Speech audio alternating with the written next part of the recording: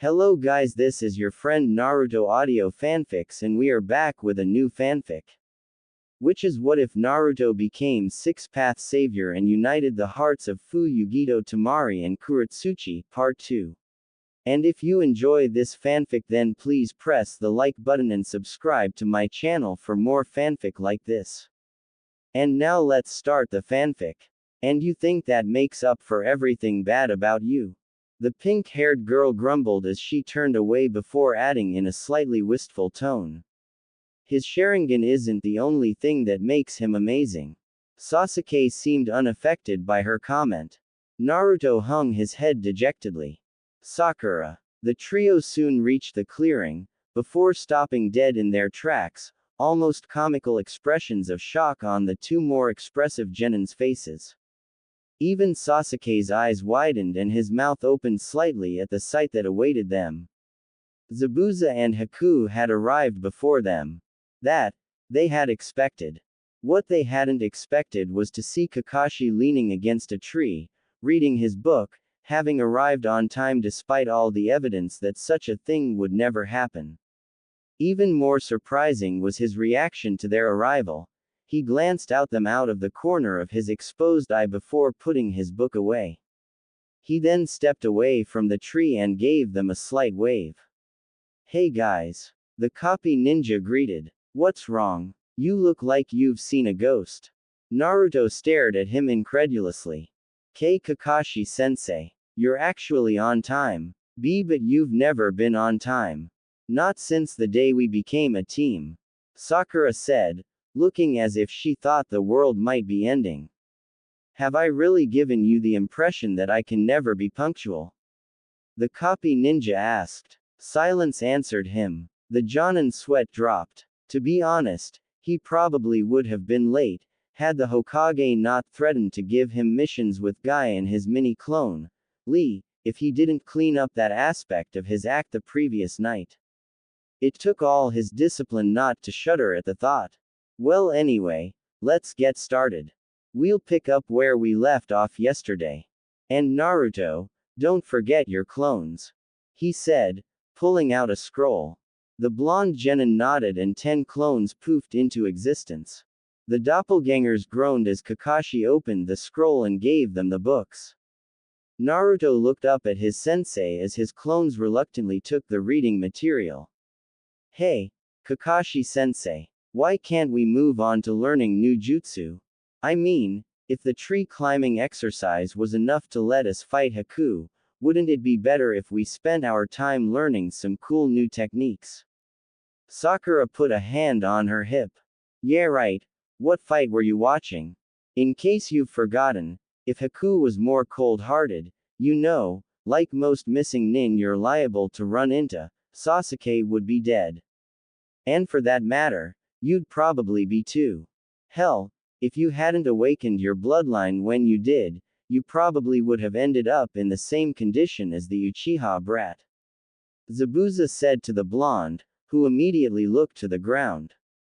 Kakashi nodded. They're right you know. You all have a long way to go before you reach Haku's level. That's just all I could teach you in the time we had. That aside, this is essential for you to learn. Think of it this way, with the control you had before you graduated, let's say you could create 2 standard clones. With the level of control you have now, you can create 3 clones using less chakra. In other words, the better your control, the more powerful your jutsu will be and the less energy it'll take to use them. You need the most work in this respect, Naruto. Out of the 3 of you, your control is the worst, meaning you waste a lot of chakra in your jutsu. Understand? Naruto nodded somewhat reluctantly. Yeah, I get it. Zabuza turned a thoughtful eye to Kakashi. Speaking of wasting chakra, something's been bugging me for a while. Kakashi raised a brow. Oh, and what's that? Back at the bridge, that technique you tried to shove through my chest, it was basically a solid blade of lightning chakra, wasn't it? Sasuke looked up at that, now more interested because an apparently powerful technique of his element was being discussed. Kakashi nodded. That's right. It's my signature technique. Reikiri. The demon of the mist tilted his head. Something like that's gotta be a bitch on the reserves. In fact, I can't remember you using another jutsu for the rest of our fight or against those mercenaries Gato hired. On top of that, I know from an old acquaintance of mine that transplanted dojutsu like your Sharingan take more chakra to use than they do in a natural wielder. My guess is you didn't have enough chakra to pull off another one of those, or any other high-level jutsu for that matter. So, why did you use that attack on me when I was pinned down by those hounds of yours and I couldn't move or defend myself? You could have just thrown a kunai for the same effect. The copy ninja remained silent as the group stared at him. You just wanted to be flashy and show off your best move, didn't you? Kakashi chuckled and gave them his eye smile as he rubbed the back of his head sheepishly. Zabuza face-palmed while Haku gave the Jonin a neutral expression and the genin gave him looks that showed he'd lost some of their respect. You stupid bastard. Naruto's eye twitched, a tick mark developing on his forehead as he glared at his sensei. What was that you were saying about wasting chakra, Kakashi-sensei? For all you knew, Sasuke and I were still screwed and you go and tire yourself out like that. And he has the nerve to tell us not to waste our energy, Sakura thought.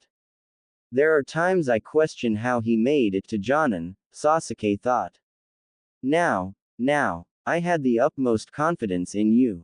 Kakashi spoke to the three genin in a placating tone, which obviously didn't work in the slightest, before turning back to the former Mist Anbu. And you should be grateful I opted to use my best move. If I had simply thrown a kunai as you suggested, you would have died. Zabuza scoffed at that while Kakashi made a mental note not to waste chakra like that again. Hey, it's not too late to learn something new until you're dead. The silver-haired Jonin cleared his throat. Anyway, isn't it about time we got started? The other masked ninja let out another scoff before responding. Guess you're right. He crossed his arms and grinned under his mask as he turned to the sole female in the group. Hope you do better than you did yesterday, Pinky. You looked like a pincushion by the time we were through. Sakura paled as she realized this meant she'd once more be dodging Haku's needles while trying to remain on the water. Haku once again gave the pink-haired girl an apologetic look as Kakashi walked across the water, the surface rippling at each step until he arrived at its center. Alright, come on. And try not to fall in this time. Kakashi beckoned. Naruto and Sasuke ran onto the water with Sakura close behind when she saw Haku pull out his needles. As the two male genin tried, and failed, to maintain their footing on the water's surface, Sakura struggled to dodge groups of 3 Senbon apiece. After his 12th time having to climb out of the water, Naruto growled in frustration. Damn it, why can't I get this? It can't be that much harder than tree climbing, right? He turned to the other Soke genin, who had just climbed out of the water himself and was stumbling as he balanced himself on the water's surface. The blonde then turned to Sakura, wincing as he saw her get hit with another volley of Senbon, despite her best efforts. He remembered what it was like to be on the receiving end of those needles. She makes this look easy. He then got an idea. He narrowed his eyes as he channeled his chakra into them, seeing the world fade to shades of black with white outlines as his dojutsu activated. He had to admit that, though it was strange at first, the way he saw the world through his new eyes was invigorating. He could see everything in perfect clarity. He could detect every minute movement or shift in his field of vision. To him, their chakra, normally invisible unless in large amounts, could be seen clear as day. Although all dojutsu could also see chakra in such a manner, only the Byakugan surpassed its perceptive capabilities in this regard. He could vaguely see it coursing through their bodies, though unlike the Byakugan, he couldn't completely see the chakra network or make out the tenketsus. He saw the core of the chakra network, located in the center of the stomach, as a ball of blue fire, and he saw the same effect of dancing flames wherever chakra was being gathered. He watched as Sakura successfully dodged a few more waves of Senbon, yelping as she twisted her body to avoid one group that nearly hit her side. The Rinnegan bearer watched how her chakra flowed, absently noting that her chakra core didn't seem to be as bright as the others. He put that aside for now and returned to the task at hand. Watching his pink-haired teammate, he attempted to gauge the amount of chakra she was using to remain afloat and observed how the quantity was in constant flux to compensate for the moving of the water. He then turned and did the same for Kakashi. After watching both of them and how their chakra flowed for about a minute and channeling his chakra into his own feet to practice, he closed his eyes and climbed out of the water, doing his best to imitate Sakura's chakra flow, watching his feet and how his own chakra interacted with the river's surface. He stumbled twice before he came to a stop, holding his arms out to help balance himself. Naruto smiled at his success as he took a few shaky steps on the water's surface. Although he still had to concentrate hard to maintain it and his feet still slipped through quite a few times, this had definitely helped. Meanwhile, Sasuke, who had just climbed out of the water, threw a glare in Naruto's direction when he saw he was doing better. Though he couldn't figure out what Naruto was doing differently, he had tried what Naruto had earlier, only to find his Sharingan's ability to perceive chakra wasn't good enough to gauge such a thing. He climbed out of the water once more and, after a few minutes, fell back in. This time, he growled as he looked at Naruto, who was managing aside from the occasional incident where his feet sunk into the water. He climbed out once more, but lasted a mere 10 seconds, his anger causing his control to slip. Kakashi noticed his Sharingan-wielding student's frustration towards Naruto's faster progress, but before he could decide on what to do, Zabuza called him and Haku over.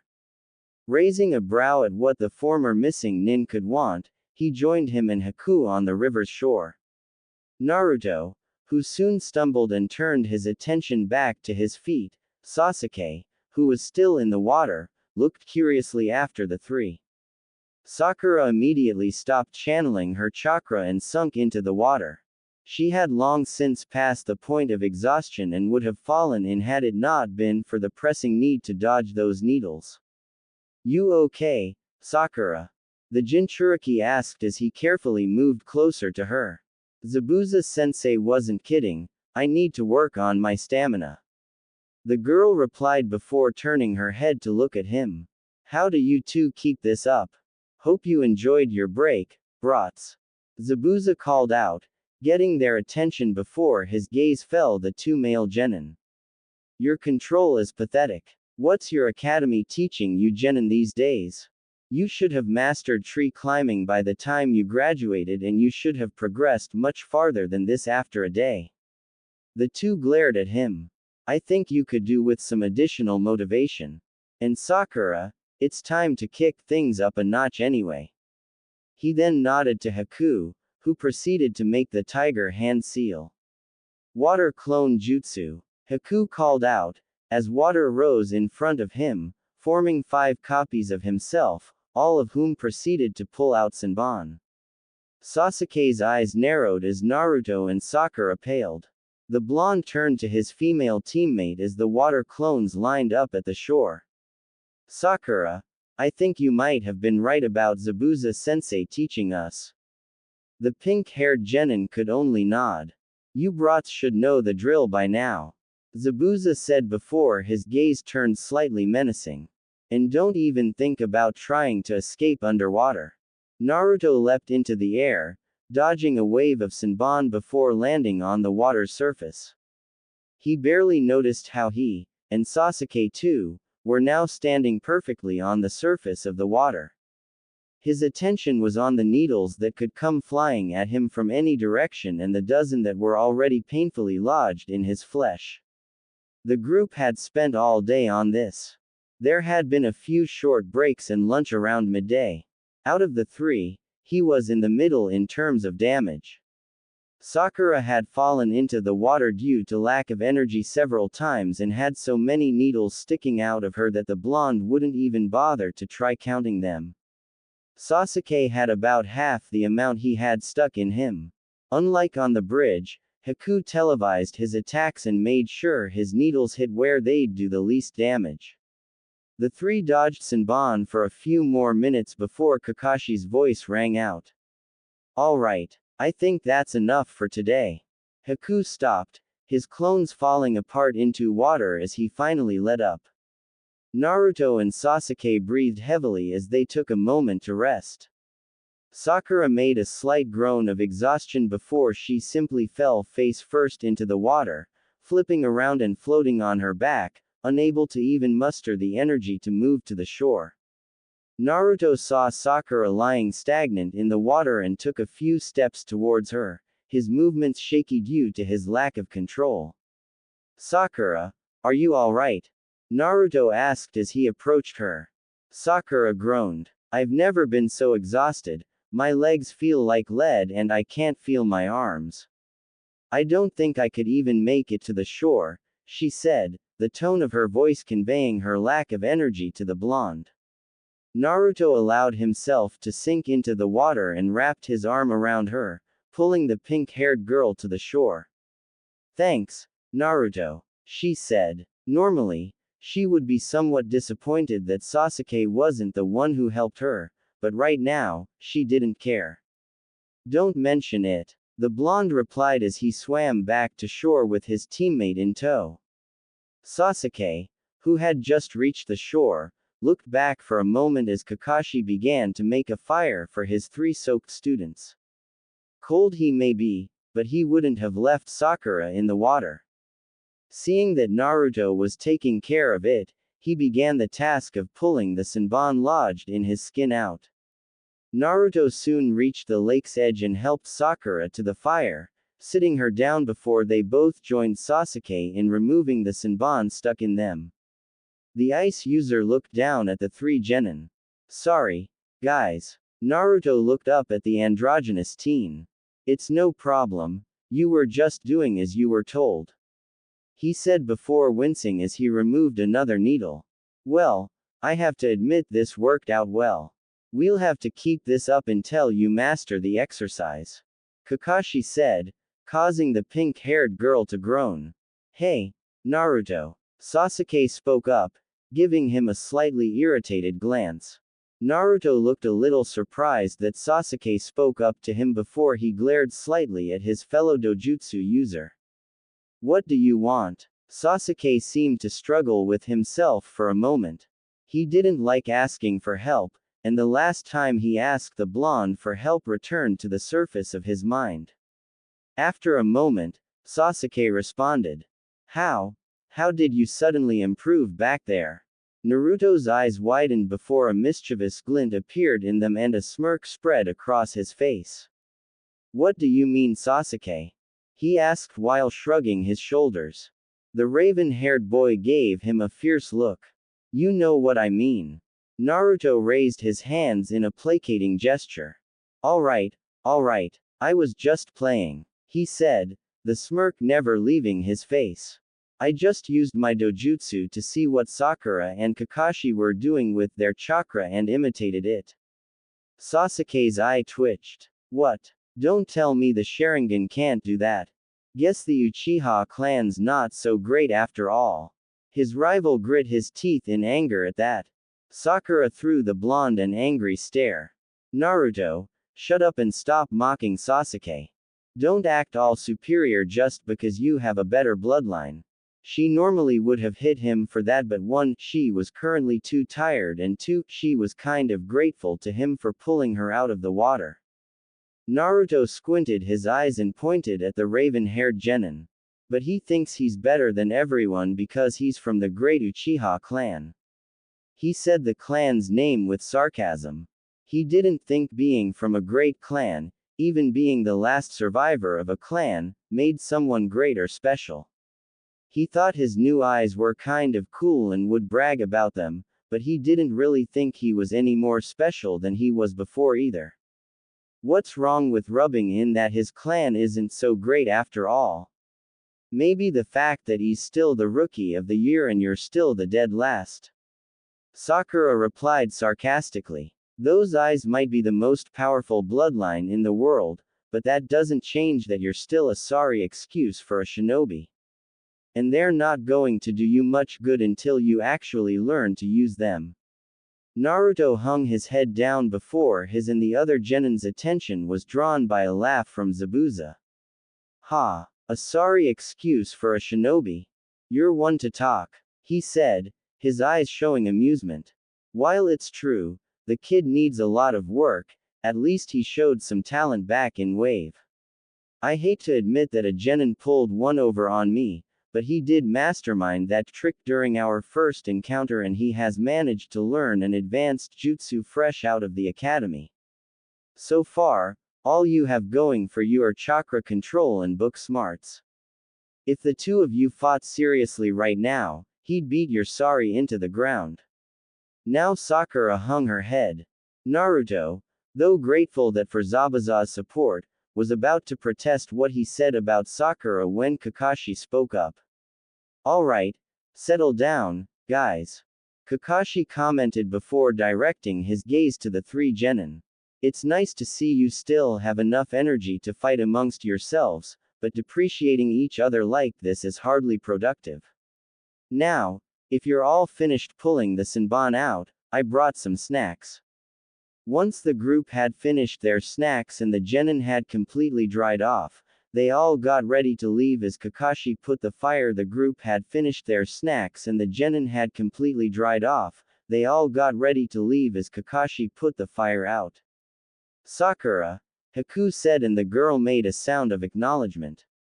I'd like you to read these, he said as he pulled out 4 books.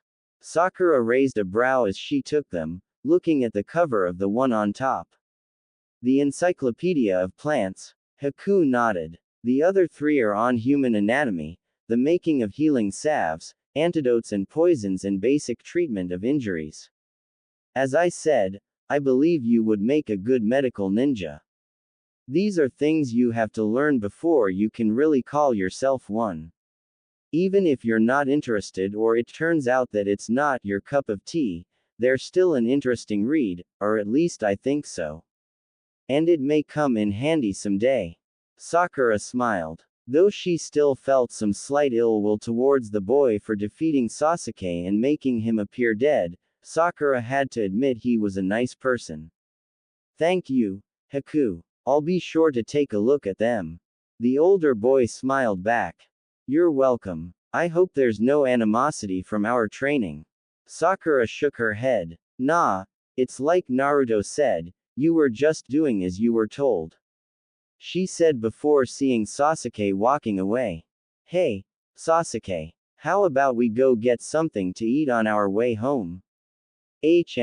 Was Sasuke's response before he walked away with his hands in his pockets, causing Sakura's shoulders to slump. Naruto noticed and said excitedly. I'd be happy to join you, Sakura. Sakura, too tired from all the training they did to yell at him, said, why would I want to hang out with you? And began walking off. Now it was Naruto's turn to slump his shoulders, before he too began a slow march back to his apartment. He wondered if he'd ever catch a break with her. Sakura soon reached her house, made her way up to her room and fell backwards onto the bed, letting the books she was carrying fall beside her. She shivered as she remembered that they were going to do that again tomorrow. The pink-haired kunoichi turned her head and glanced at the books beside her. She always did enjoy reading and prided herself on her book smarts. Taking the encyclopedia on plants and opening it to the first page, Sakura began reading. Half an hour later, she was thoroughly engrossed in what she was learning. The genin returned to the training ground the next day and spent the first half of their day dodging Senbon on the water's surface.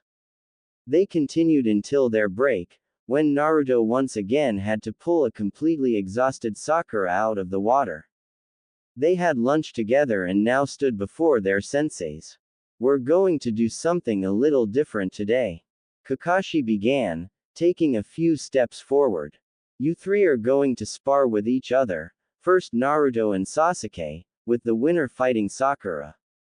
Normally, it would have been Naruto and Sakura first, but with the blonde's crush on the young kunoichi, he may hold back or let himself lose. When we started, Zabuza took stock of all your abilities. Today, we want to focus on your taijutsu. Naruto raised a brow. What? He said, drawing out the word. But Kakashi-sensei, weren't we going to work on our chakra control some more? I think I almost got the hang of walking on water. Sasuke smirked. What's wrong? Afraid I'll put you in your place? Naruto glared at his teammate and snorted. Hardly. I'll be happy to kick your any day of the week. I just want to hurry and get to our elemental training so I can learn some cool new jutsu. Sasuke grunted in response. He had to agree with the Rinnegan bear there.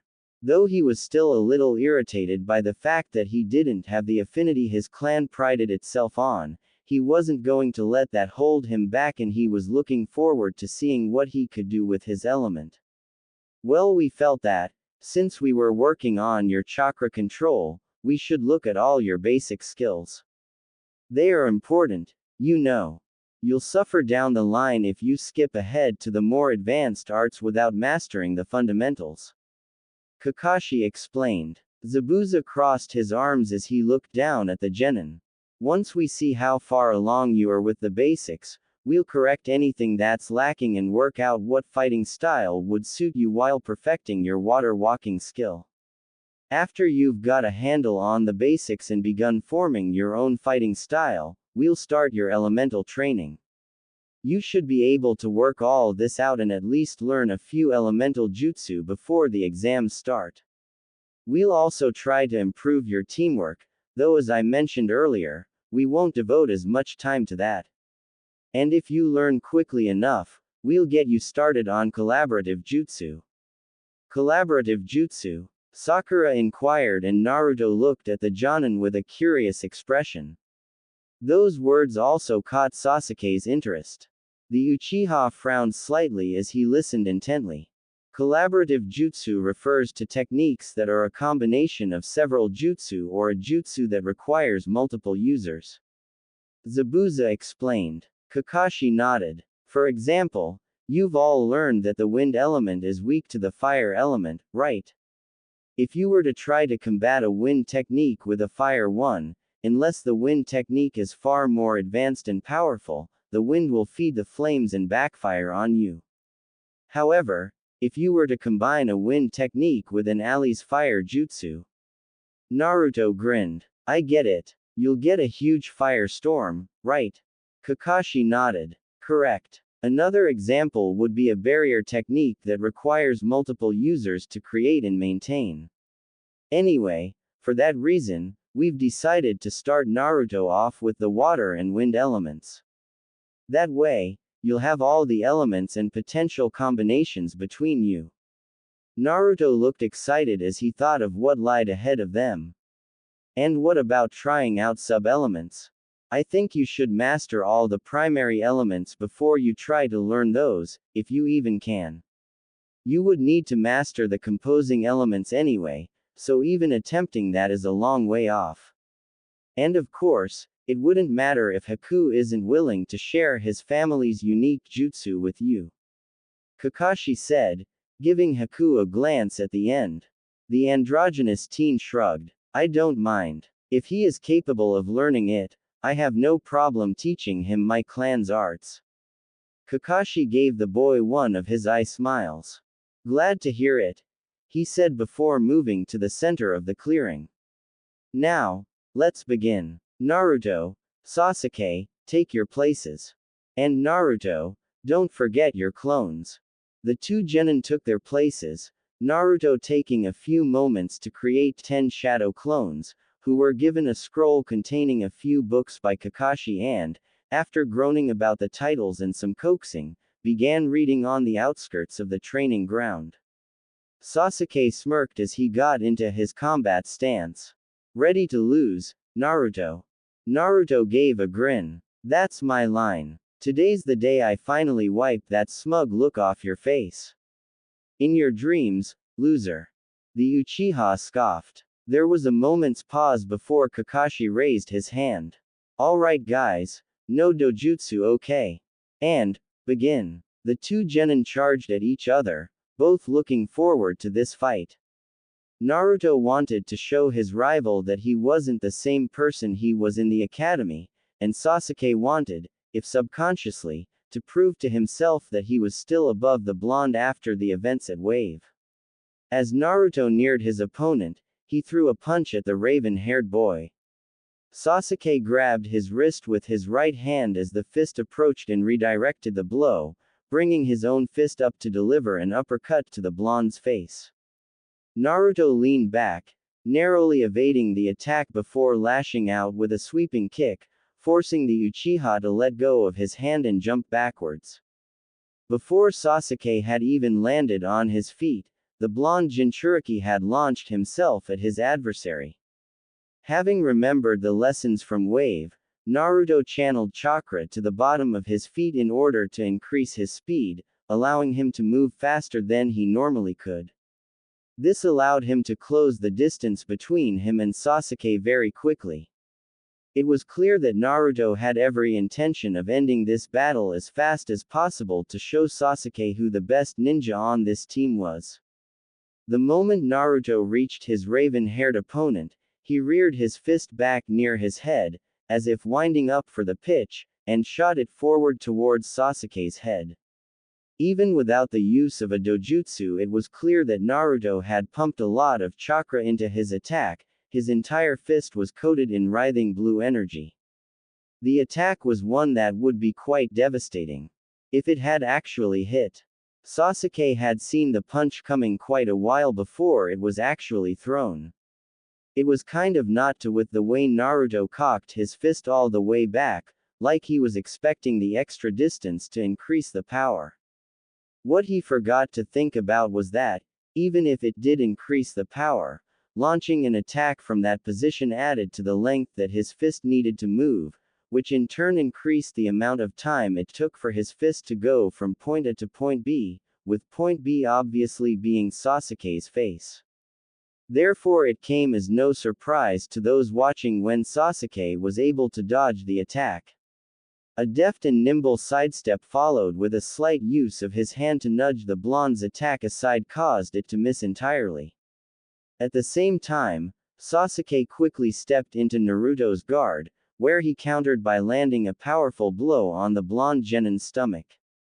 This was soon followed up with a kick to the chest before Naruto could react, the results of which caused him to stumble back with a hand on his chest and a pained grimace on his face. Sasuke smirked as he watched Naruto lift his head and glare at him before jumping back into the fray.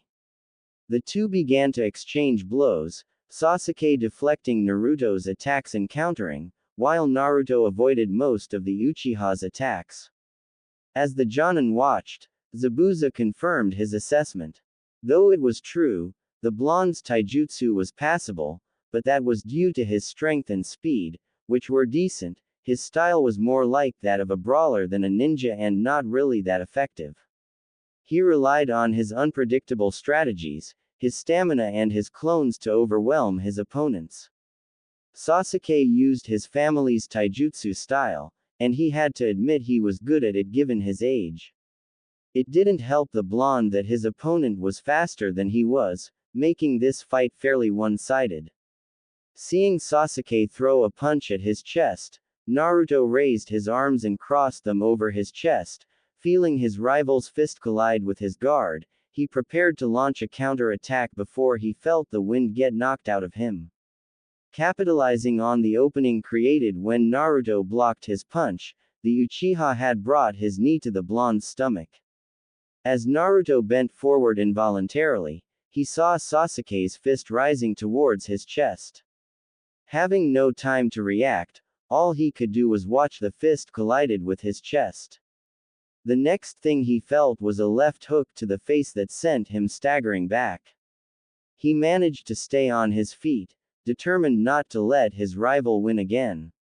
He turned his head back just in time to see Sasuke running at him. Intending to continue his assault, he brought his hand up just in time to block another blow from his adversary. The Uchiha heir narrowed his eyes when he saw Naruto block his punch. Before his opponent could retaliate, he spun around, extending his leg for a sweeping kick. Naruto jumped backwards to dodge. Naruto charged forward as soon as he touched the ground and threw a punch at the Uchiha's face. Sasuke ducked under the attack, grabbing the blonde's wrist and using his momentum to pull him forward. Naruto's eyes widened in shock as Sasuke pulled him forward before the dark-haired boy lashed out with a kick to his unprotected chest, knocking the wind out of him and sending him a few feet into the air. Sasuke leapt after him, delivering 2 punches and a kick to the blonde's torso before grabbing him as they fell to the ground, pinning the blonde on his stomach with his elbow to his neck. The Rinnegan bearer growled, realizing he'd lost to his rival again.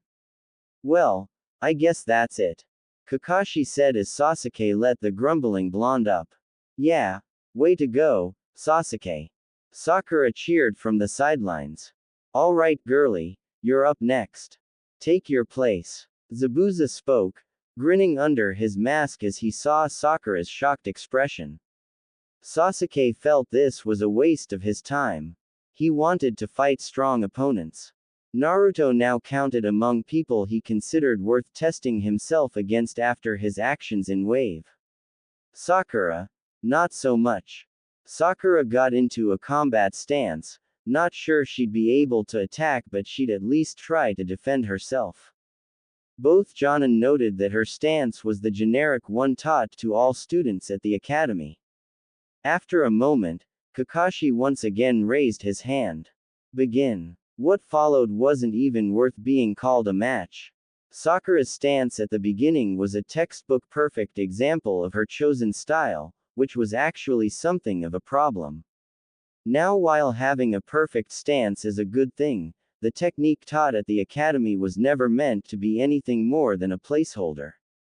It was a fairly balanced style with few openings, so it was fairly effective to be sure, but as it was a cookie-cutter method, it didn't play to any individual ninja's strengths. Sure, one could take it and progress until one was a highly proficient taijutsu fighter, but it would be better and easier to find a style that suited you. It was meant to give the prospective genin a way to fight and defend themselves while they learned what their strengths were until they found a fighting style that took advantage of their natural talents, or to provide the building blocks for their own, unique style. Sakura had never tried to deviate from it in the slightest. On top of that, although it may have had something to do with her crush on Sasuke holding her back, her stance fell apart when she actually moved. Her moves showed that her form was as good as it was due to the drills done at the academy, as they revealed a total lack of fighting experience. While it was expected that she fall for a feint, she shouldn't fall for all of them, and she often overextended herself on defense, her reluctance over fighting her crush keeping her from ever displaying offense. And she was slow, comparable to the average academy students 2 years her junior in both speed and reflexes. Sasuke did, at least, go easy on her.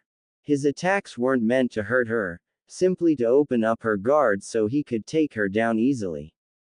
"Okay, we've seen enough," Kakashi began. "Sakura, Naruto, I'm not going to lie, both of you need a lot of work. Sasuke, your form's good, but there's always room for improvement." Naruto looked slightly dejected at the evaluation, and Sakura took it even worse. Sasuke simply grunted an acknowledgement. "Now, we'll get started on perfecting your taijutsu styles for the next few hours. Sakura, I think Haku would be best suited to aid you. Naruto, I think Zabuza would be the best fit for you. And that leaves me to take care of Sasuke." Sasuke smirked at getting the teacher he considered the strongest, his satisfaction all the greater after his earlier defeat of his rival. Naruto looked shocked before clenching his fists. "Of course. You're going to hand us off so that you can focus on Sasuke. He said angrily, emphasizing his rival's name. He was so tired of everyone treating Sasuke like he was the best. Sakura glared at the blonde. Naruto, don't talk to our sensei like that. She chided. Zabuza tilted his head to the side and raised a brow.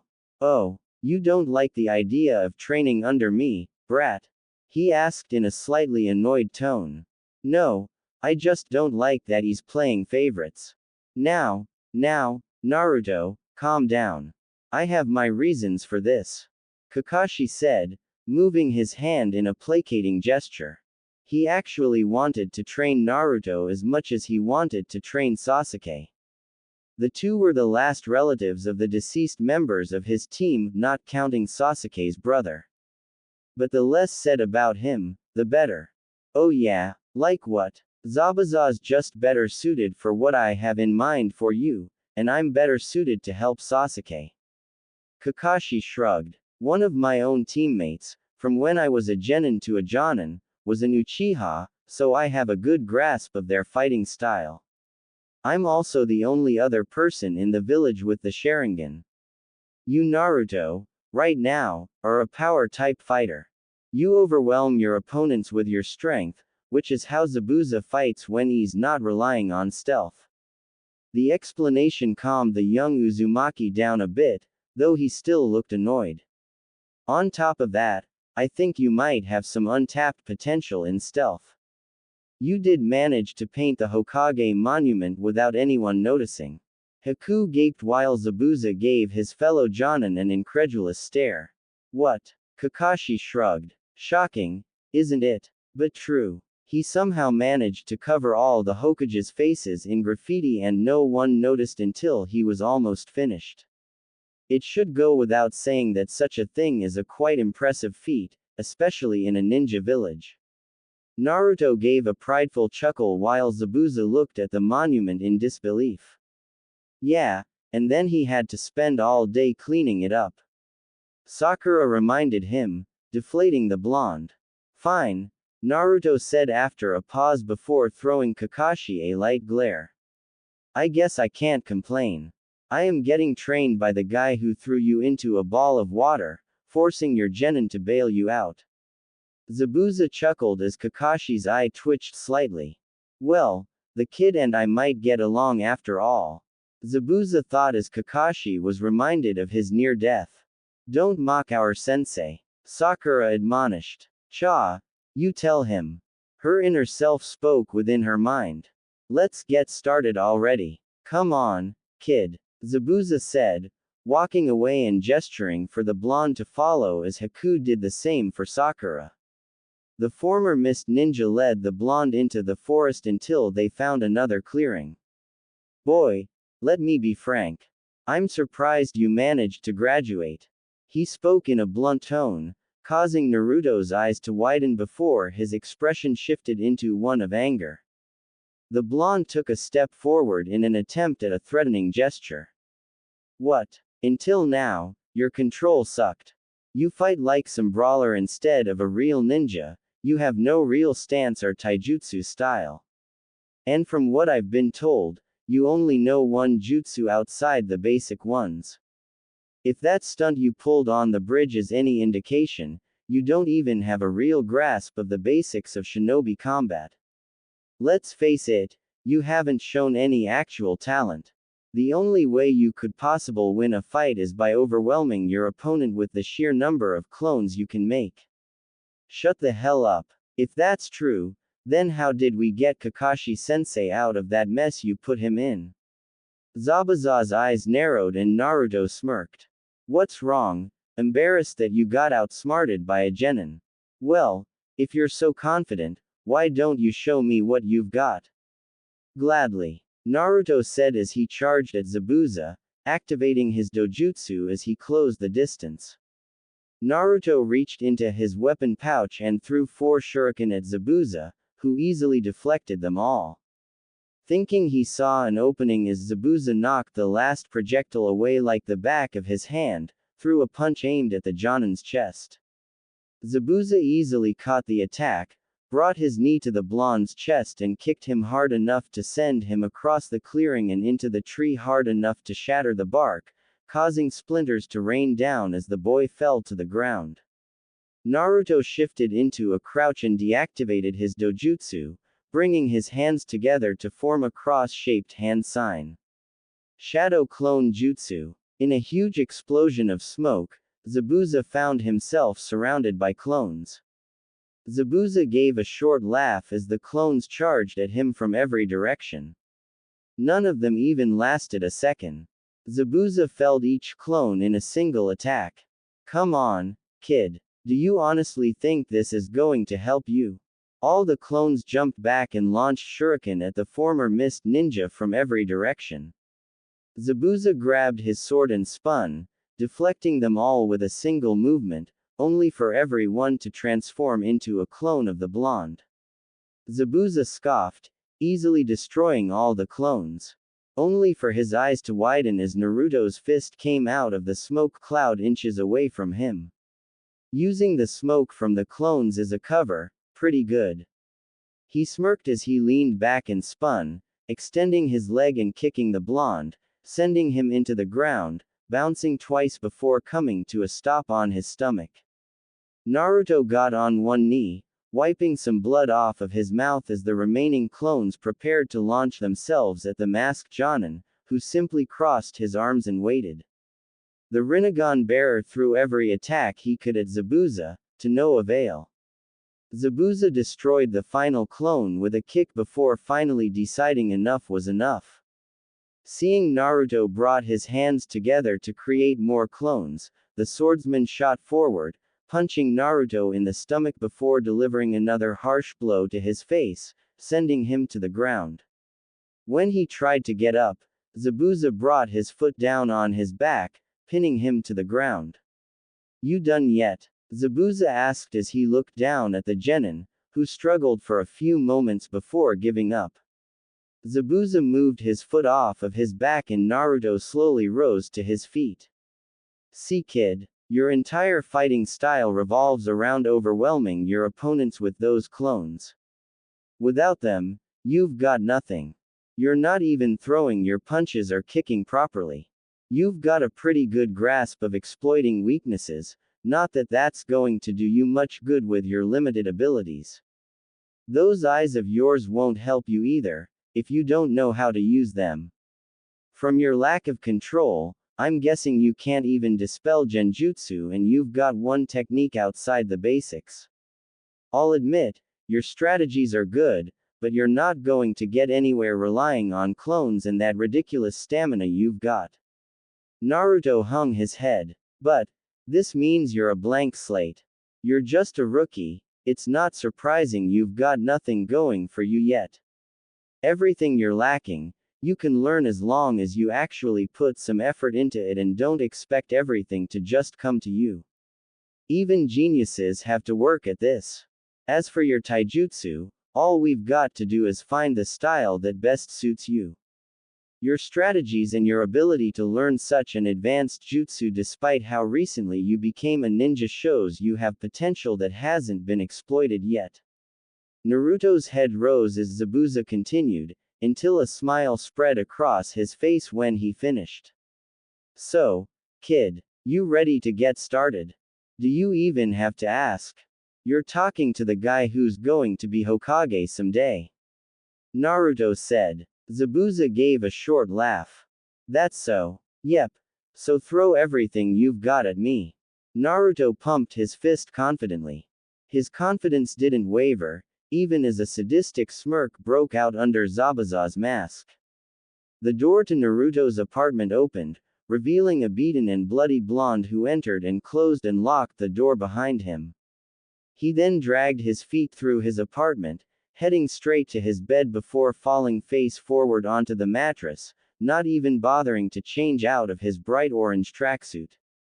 After the fight in his lecture, Zabuza sparred with the blonde, pounding him into the ground with little mercy, analyzing the genin's strengths and weaknesses, taking note of every aspect of the blonde's fighting style and how he moved, attacked and dodged. By the end of it, Naruto had barely been standing. Thankful for his natural healing ability, Naruto's purple-ringed eyes closed and he soon fell asleep, aware that by the time he woke up, he'd be fully healed. Naruto once again stood before Zabuza in the clearing outside the third training ground after his team finished their water-walking exercises and split into separate groups. The masked Jonin had lined up 2 logs near the edge of the tree line about 2 yards away from each other before the 3 genin had arrived. Zabuza folded his arms as he looked down at the genin. Let's get started. Listen up, kid. I don't like repeating myself. The blonde nodded. Before we begin, the first thing we're going to have to do is unlearn everything you know right now. Naruto gave him a questioning and slightly shocked stare. What do you mean, I have to unlearn everything? I spent years getting these moves down. You shouldn't have wasted your time. Like I said, you can't even throw a decent punch. You fight like a brawler, putting all of your weight into every single one of your attacks and hoping they'll hit something. This not only means that if you miss, you'll overextend yourself, but it will also leave you open to counterattacks. You also waste a lot of movement and you broadcast your attacks. A fighter with any experience would see your strikes coming from a mile away. As Zabuza spoke, Naruto's shoulders kept slumping more and more, like a several-ton boulder was falling on him with each remark Zabuza made about his taijutsu style, or lack thereof. What this means is that we need to start from scratch, Zabuza continued, either not noticing or not caring about the blonde's increasing depression. It was likely the latter. I'm going to teach you how to throw a basic punch and string them in combinations. You will then copy my movements, got it? Got it? Naruto mumbled lowly. What was that? Asked Zabuza. I couldn't hear you. Did you say, I need a good kicking, Zabuza? Well, okay, but don't say I didn't warn you. I said I got it. Naruto shouted, paling at the threat. Zabuza smirked underneath his mask. Oh, well, you should have spoken up then. Just for that you're getting extra sparring tonight. Naruto groaned while Zabuza moved up to one of the training posts. Now watch carefully, brat, because I'm only going to show you this once. Zabuza suddenly lashed out with his fist, punching the log with enough force to make it shake. It was fast enough that it was enough to leave a small dent in the log, but slow enough that Naruto could see it. Notice then when I throw a punch, I always start from the waist. This is so that my punches have enough power to actually do some damage. You should also notice that when my fist is near my waist, my hand is running perpendicular to the ground, yet when I throw it out, the fist corkscrews and ends up running horizontally by the time it's fully hyperextended. That is how a basic punch is thrown. Now hop to it, brat. Naruto stepped up to the unoccupied log and imitated Zabuza's motion, though his punch wasn't strong enough to budge the hunk of wood. Good. Now repeat with your other hand.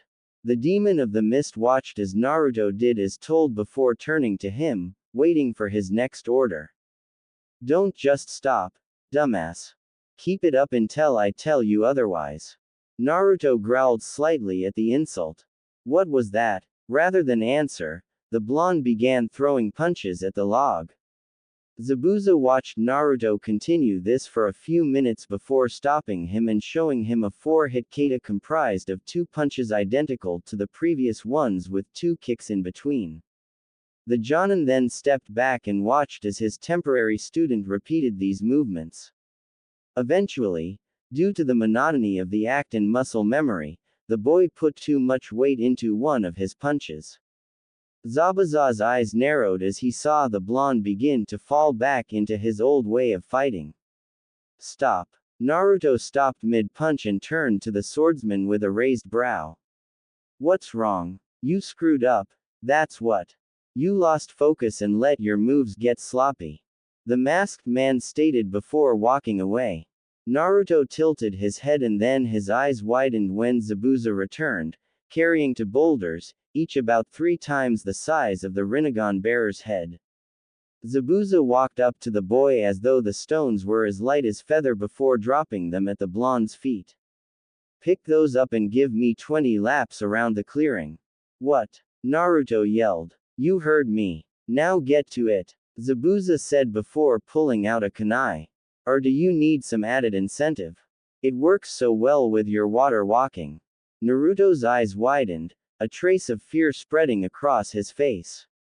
No, that's all right. Naruto spoke in a hurried tone as he shot forward so fast one would almost think he used a body flicker, quickly picked up the boulders, holding them over his shoulders, and began running around the clearing. I'll do exactly as you said. Zabuza crossed his arms and watched. After 10 minutes, Naruto finally finished his laps. He dropped the boulders in front of Zabuza and crouched over, placing his hands on his knees as he breathed heavily. The Jonin allowed him to rest for a minute before jerking his head towards the log. That's enough rest, back to work. Naruto glared at his sensei and grumbled as he stepped up to the log again and got back to practice. After a few minutes, Naruto's made another move wrong. Stop.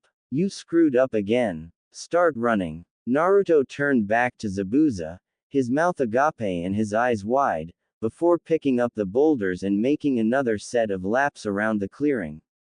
Sakura stood before Haku in their own clearing. Like his master, he had decided to build Sakura's fighting style from the ground up. He had Sakura undergo a similar exercise to what Zabuza had Naruto do, although he was much more forgiving about it, simply correcting her when she made a mistake and allowing her brief breaks. Unlike Naruto, Sakura did know how to throw a decent punch. That's not to say she didn't have her own problems, beyond her physical abilities or lack thereof. Sakura stopped her kata and turned to her temporary teacher. Haku, she began, causing the dark-haired boy gave her a questioning look. Can I ask why you have me doing this? I mean, you told me my form was good and that the problem was my style. So why do you have me practicing these katas? Haku raised a brow before crossing his arms and closing his eyes as he began to explain. Well, though that's true, that's not your only problem. No offense, Sakura, but you're lacking in strength, speed and stamina. And though your form is good, as Zabuza said, you're not very skilled. There's also a large problem in your offensive strategy. You put all your strength into every attack, most likely in hopes of ending a battle quickly and pushing your enemy away. This doesn't mesh well with your lack of physical strength. You'll just tire yourself out without doing any real damage. He opened his eyes and looked at the pink-haired girl, who seemed a little dejected at what his assessment of her skills. But this can all be fixed in time. I taught you these katas to get you used to stringing attacks together. And I intend to teach you to attack the body's soft areas, such as the throat, nose, eyes, kidneys and the solar plexus. This will allow you to deal more damage and incapacitate your enemies quickly, to compensate for your current lack of stamina. There are also a few exercises I have in mind to help with your physical abilities. Sakura smiled slightly. I see. Thank you. A thought then occurred to her and she gained a worried look. Wait, what kind of exercises do you have in mind? You're not going to make me wear weights or something, are you? Haku's eyes showed disapproval and shook his head. No. While that would help you grow stronger and faster, the constant use of the muscles in your arms and legs in such a manner would cause them to become bulky, making you stronger at the cost of flexibility. I have other exercises in mind for you that will build your strength and speed more naturally. We'll get started on those later. Also, if I'm not mistaken, you've been dieting, haven't you? The pink-haired girl paled slightly and nodded. I'm going to have to ask you to stop and to start eating a normal diet. Sakura looked as if he had just asked her to do the impossible. But, if I do that, I'll lose my figure. She said, her tone fearful as she imagined herself becoming fat and becoming unattractive. Haku's eye twitched before he sighed. He was beginning to see why Zabuza was annoyed by the thought of training a fangirl, as he called her. Sakura, your body will need energy and nutrients for your muscles to develop. But I've spent all my life striving to maintain my figure. Which is probably part of the reason you have this problem now, Haku thought with another sigh. You needn't worry, your body will use most of the calories as it develops, so it won't harm your figure if you continue training. Seeing her still unconvinced expression, he pressed, besides, your body needs the energy to grow properly. Without it, your growth will be stunted, and not just in muscle strength. That got Sakura's attention. Really? Yes. Not only does not eating properly slow the development of muscles, doing so while your body matures can also stunt your physical growth, and prevent your body from developing properly during puberty. Meaning, for example, you could wind up with smaller than you would have otherwise. He could see from the look on the girl's face that got to her. Anyway, I believe you've been practicing katas for long enough. Have you given any thought to what style you want to learn? How exactly do you wish to face an opponent? Sakura shook her head to clear her mind of the previous topic before her brow furrowed as she thought before answering. Well, Kakashi-sensei always said I have talent in genjutsu. I guess I'd like to use that to throw off my opponent and then defeat them before they can recover. I could use that to help my teammates too. Haku nodded. Good. But in terms of taijutsu and physical combat, to be honest, your style seems like something I'd like to use. Sakura said, and Haku raised an eyebrow. I've been reading those books you gave me, and I'd be lying if I said I wasn't interested in the medical skills you talked about. Using Senbon to target vital spots and pressure points sounds like a good way to fight. I'd also prefer to use speed over strength. I think I'd like to evade my opponent over trying to block their attacks if I could, and what you said earlier about targeting vulnerable areas sounds good if I get drawn into close combat. Haku nodded. Very well. I will teach you the basics of my style. We will work on increasing your speed and precision as I teach you all the body's weak points, and we'll work on your accuracy with Senbon to form the basis of your own style. However, you should keep in mind it'll take a lot of work to gain this level of speed and accuracy. Sakura hesitated for a few moments as she thought of what she was committing herself to before nodding. After a pause, Haku sighed and closed his eyes. The girl may have been a bit more willing to train after Zabuza's blunt assessment of her abilities, but she wasn't driven to really put her best into it. Sakura, let me ask you another question. Why did you become a ninja? His eyes opened and his gazed into her questioning stare. Why do you fight and wish to become strong? What do you mean? Exactly what I said, Haku replied before elaborating. You don't seem to be putting your all into this. Unlike your teammates, there seems to be nothing driving you. You're only putting as much effort into this lifestyle as your teacher demands of you. In doing so, you endanger the lives of your fellows. So I ask you, what was your motivation for becoming a kunoichi in the first place? After another pause he continued. In choosing to become a ninja, you've chosen a profession in which you will have to fight, kill, and risk your own life in order to survive. There are many other lines of work you could have chosen in which you would have been allowed to live peacefully. I myself do not like killing or inflicting harm. I became a ninja for two reasons. For the first, given my background and the bleak outlook of my life, I didn't have a choice. The second is loyalty and duty. When I had no future, no purpose, Zabuza was there. He saved me from a life on the streets and gave me a reason to live. For that reason, he is precious to me. To serve and protect him, I wish to become stronger. Sakura's eyes widened. Naruto wishes to become strong to fulfill his dreams and to protect his own precious people. Others who choose this life do so out of duty to their family, clan or village. Which they are more loyal to is up to the individual, but they all fight for the honor and well-being of what they've dedicated themselves to. Others fight because, like Naruto, there's something they wish to accomplish. Some fight for revenge. Though, hopefully, they don't allow themselves to be consumed by the hatred that drives them and may eventually find other things they care about. Their motivation is to gain the strength to strike down those who wrong them. Sakura's gaze fell to the ground as she considered Ice User's words. As she took in everything he was saying, a look of contemplation came over her face. Her brow furrowed when he spoke of revenge, remembering Sasuke's words when Kakashi asked about his dreams. I'm going to restore my clan. And destroy a certain someone. Others wish for power for selfish reasons.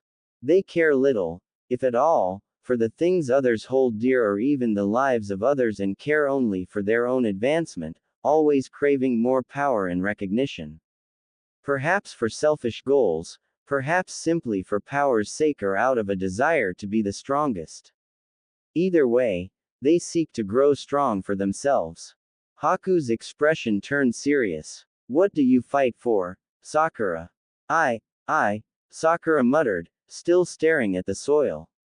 For so long, she'd just been living life carefree. She'd thought only of positive things, like gaining Sasuke's affection. She knew the rules of shinobi conduct and what was expected of her as a kunoichi, but she hadn't really thought about it in so long. Similarly, she hadn't thought of the reason why she had chosen this life in so long. It was buried deep within her mind. Soon, the memory of her original motivation came to her. My father. She finally answered. My father was a shinobi. He died when I was very young, too young to even remember him. She looked up at the androgynous teen. I became a ninja because I wanted him to be proud of me. Haku nodded. So, you chose this life to follow in your father's footsteps. That is a good enough reason, but it doesn't seem to really motivate you. Maybe because, as you said, you have no memories of him. It is hard to fight on behalf of someone you never knew.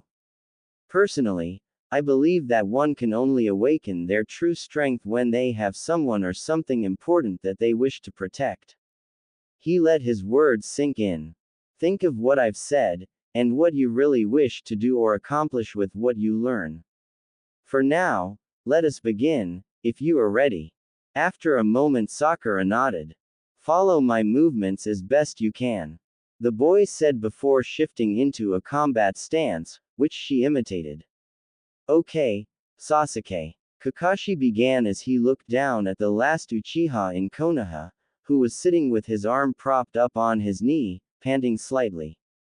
Unlike his teammates, there were no major flaws that needed to be corrected in the boy's taijutsu, and he was quite proficient in his clan's fighting style for his age.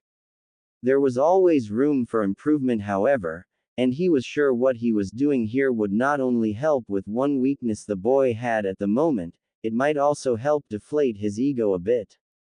While he was somewhat better than when they started, the young Sharingan wielder's arrogance was still an issue. Now that we've finished our warm-up, it's time we got started. Sasuke glared at his sensei as he got back on his feet. Since when had his idea of a warm-up been beating him into the ground? And what was worse, he had forbidden him from using the Sharingan. And Sasuke, remember, no Sharingan. Sasuke growled in anger. What's the point of this, Kakashi? Oh, you mean the reason you're not allowed to use your Sharingan? He questioned nonchalantly. I'm impressed. To be honest, I'd expected you to complain much sooner. Sasuke answered with an anger-filled stare. Fine, I'll answer your question. Better yet, how about I show you? Sasuke, I'm going to hit you in the center of your torso. Try to stop me, without your Sharingan. Sasuke's eyes widened. He quickly fell into a combat stance as Kakashi shot forward. Knowing where he was going to attack, Sasuke raised his guard, attempting to shield his torso. But it was to no avail. Faster than his eye could follow, Kakashi had closed the distance between them, his fist already past his guard and on a collision course with its target.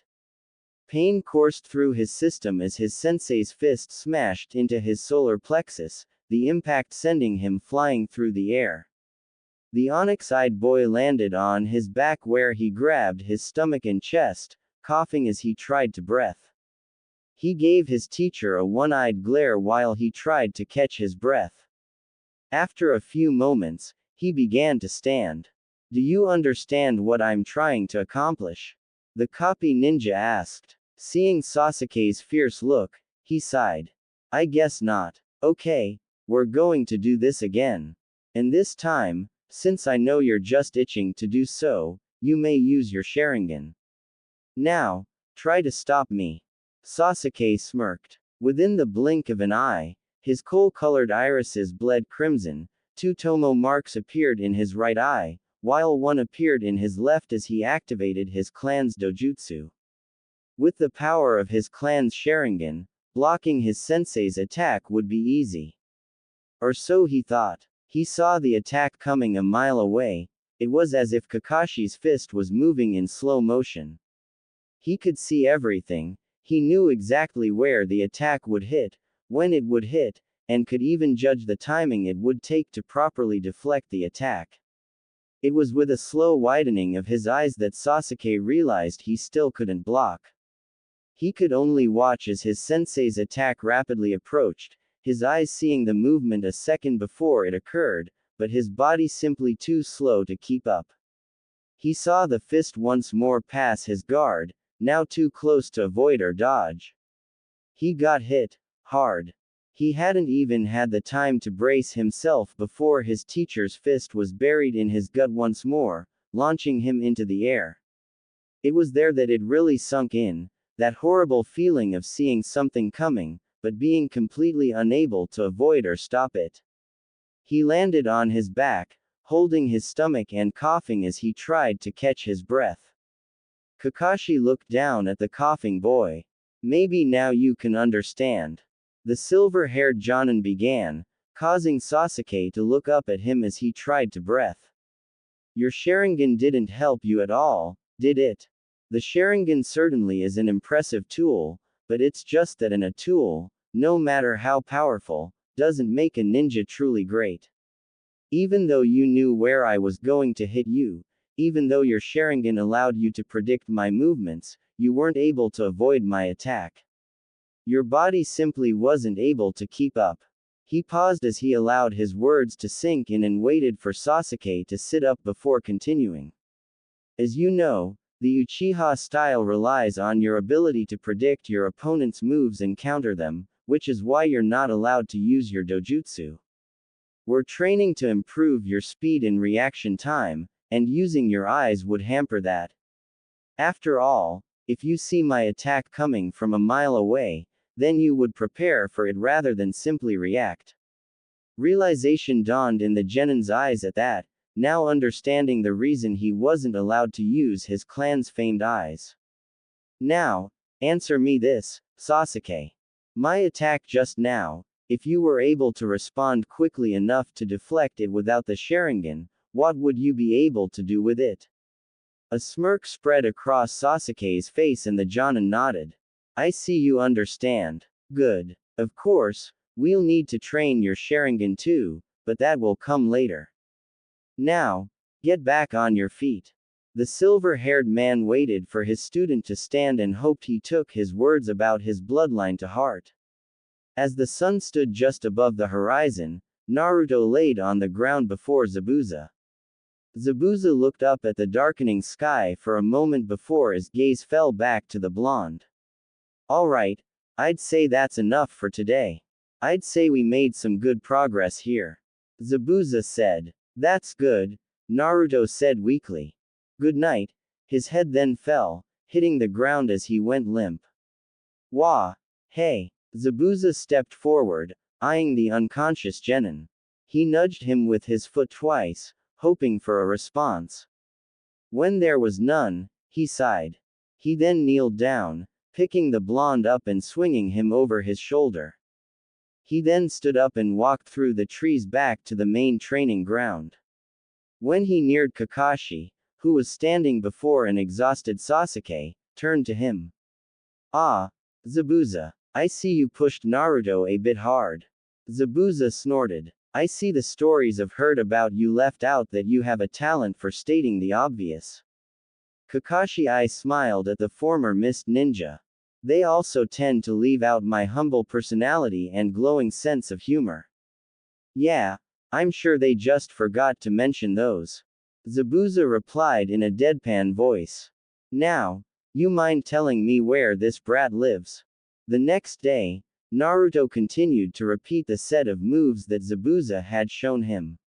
He could at last throw punches and kicks that met Zabuza's standard, though he still had no real style. "Okay, brat, that's enough." Zabuza spoke up, surprising the genin a bit. "It's about time you decided what kind of fighting style you want to learn." The boy's eyes gained an excited gleam, which was quickly taken away by the masked Jonin's next words. "And for that, I want you to head to the library." "What?" Naruto almost yelled. "Why do I have to go to that place?" "Because brat, it's the best way for you to see what's out there. There are countless fighting styles in existence and I'm not a walking encyclopedia of combat styles. If you had more of a fighting style to begin with, we might have been able to work with it and develop a style for you, but that isn't the case. Do you even have any idea how you want to fight? Besides wanting to beat up the enemy with strong attacks?" Naruto looked to the ground. "Well," Zabuza crossed his arms. "Exactly. Now get to it." Naruto took a step forward as if to challenge the man, desperate to avoid going to one of the places he considered the most boring on the planet. "Ah, come on." He then pointed in the direction of the main section of the training ground where the two Sharingan wielders trained. "Can't I just ask Kakashi? With his Sharingan, he's probably copied dozens of different styles." The former mist ninja raised a brow. "That's a good point," he conceded. "But I think this will prove the better option. Now go. And I won't teach you anything else until you come back with something." Naruto's eyes widened before he quickly agreed and bolted off as Zabuza watched. Once the blonde was out of sight and he was alone, the former missing nin made his way over to a nearby tree, pulled out a familiar orange book and leaned back against the trunk as he flipped open to the page he left off and began reading. He may not borderline worship the text like a certain silver-haired Jonin, but he did enjoy it. As he began catching up, he considered what he was going to do with the rest of the day. The blonde wouldn't be back until at least tomorrow if he knew what was good for him. This would serve as a major part of his fighting style for the rest of his life.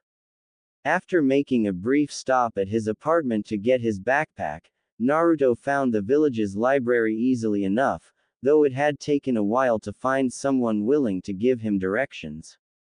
He stepped in through the building's double doors and his arms fell limp at his sides as his eyes scanned the massive room, looking over all the bookcases and walls covered in books and scrolls. "Aw man, how am I ever going to find anything in all this?" he asked himself as his eyes continued to wander. With a sigh, he decided he might as well get started. The blonde walked to the nearest bookcase, skimming over the titles in search of taijutsu style. 10 minutes later, Naruto let out a slight growl, his fist trembling at his sides as he walked down an aisle. He had found nothing even close to what he was looking for and he would have long since given up had it not been for Zabuza's threat. The Jinchuriki was about ready to pull his hair out as he reached the end of the rows and examined a wall of books, finding nothing on taijutsu. "I can't believe this. How hard could it be to find one subject in this place?" the blonde said, not noticing a nearby door opening silently. He turned and took 3 steps before suddenly crashing and falling backwards, landing on his rear and hearing someone else do the same. A noise of shock, feminine in origin, reached his ears, and he opened his eyes to see who he'd run into. Before him sat a girl who seemed to be a little older than he was. She was wearing a white lab coat with a red dress. Her eyes were hidden like his own, though instead of sunglasses she wore odd, swirl-tinted glasses. She had a forehead protector wrapped as a sash around her waist, showing the girl was a kunoichi. Littered on the floor were 3 scrolls in a box the girl had been carrying. Ow! Oh, sorry about that. Naruto started to get up. No need to apologize. It was my fault, I wasn't paying attention, he said, extending his hand for her. She took it and he pulled her up. I've been told that happens a lot. The girl chuckled slightly as she brushed her coat and dress off as Naruto gathered the things she dropped. Thanks. I'm Shiho, she said as he handed her the box and scrolls. The blonde gave her a wide smile. The name's Naruto Uzumaki. Good to meet you. The girl seemed slightly surprised but then nodded. She had heard bad things about the kid in front of her, but he didn't seem that bad at all. With a smile of her own, she spoke. Well, it's nice to meet you too, even if we had a bumpy start. What brings you here today? Are you looking for something? Naruto's grin became tinged with excitement as he realized that this girl could probably help him locate what he was looking for. Yeah, is there a section on taijutsu styles around here? Shiho raised a brow. Of course. It's next to the weapon styles and physical conditioning segments. Do you want me to show you? Naruto nodded enthusiastically. Thanks a lot, I've been here forever. Shiho gave a giggle as she turned, leading him through the aisles until they reached the back wall. Whoa, Naruto said as his eyes roamed the wall before him, each shelf full of scrolls on various taijutsu styles. Well, I'll leave you to it. Good luck finding what you're looking for, Shiho said as she walked away. Thanks for the help, Naruto called back to her before turning back to the wall. Taking the nearest scroll, he began reading. Half an hour later, he sat on the floor, reading an open scroll. Surprisingly enough, he found he actually enjoyed this. The scrolls had detailed illustrations of the awesome moves he'd eventually be able to do if he chose this style, and he found himself imagining performing these attacks and counters, usually on Sasuke, as he read on. After another half hour, he found there were 3 styles he was interested in. His favorite relied on misdirection. On using counters and feints to make openings and baiting an opponent into seeing a non-existent opening. Problem was, it was lacking in offense. That was when he remembered Zabuza's words and got the idea to take the best of these different styles to form the base of his own unique one. Rolling up the scroll with a smile, he began to walk out before a thought struck him from out of nowhere. He quickly ran off to where he met Shiho and searched. After a few moments, he grinned before making a cross-shaped hand sign. In a flash, 5 shadow clones appeared and scattered, looking all over for the blonde girl.